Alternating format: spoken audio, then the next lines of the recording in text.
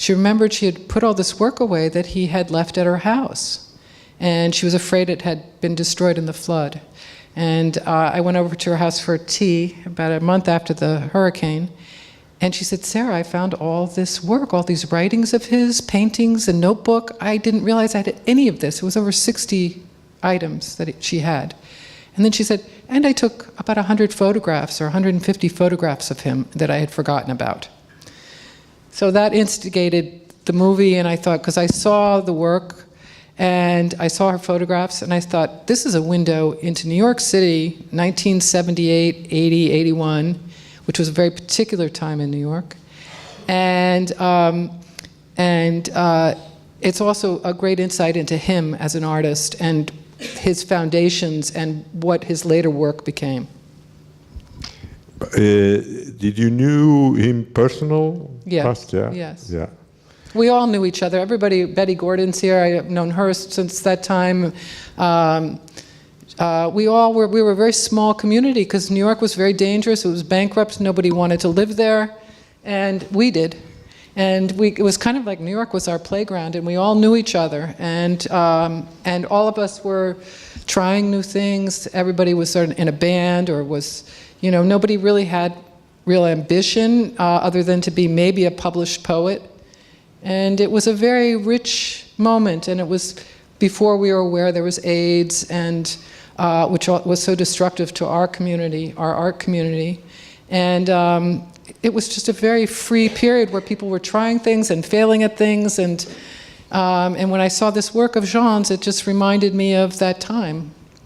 Yeah, and but it was really 3 years of time to do this documentary. It was 4 years. 4 years was so because of the problems of rights and all these things. So you were discovering material and material and material without it. Well, it got complicated because Alexis decided, because she wanted to preserve the artwork and the mural on the bedroom wall, which cost $50,000 and $1 million of insurance, to take off the wall.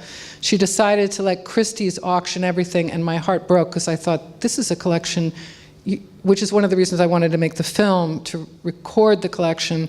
I was like, this collection belongs together, it's got to stay together.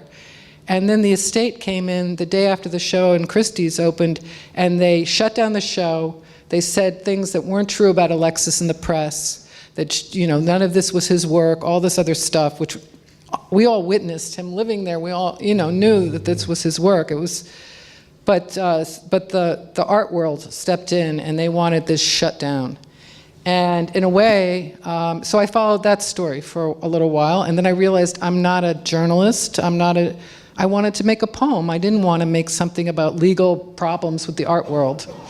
But it was an interesting story because after they went after her in the press, 3 weeks later they asked for her bill of sale. Now he was a 20-year-old kid, 19-year-old kid, and none of us were thinking about bill of sale. And then they said, oh, we own all this art.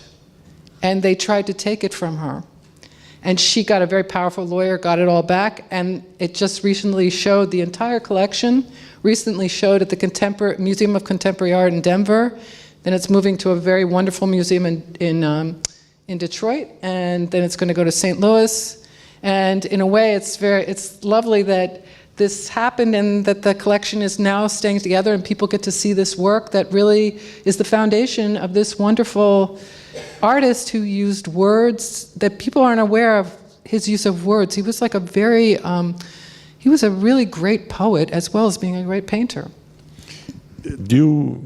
It was really a time where there was when you see the film, you understand.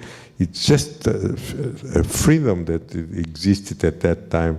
It was tough, very tough for everyone. But at the same time, is that freedom still possible, or New York changed a lot?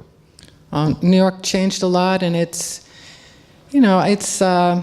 gotten to be very rich and boring, but it's still very diversified in some areas. You can still go to neighborhoods and it's still very diversified, but the area where we was our playground in downtown has become very expensive to live there. And, we only needed $75 a month to pay rent. And, you could live on pizza when you're like 22. And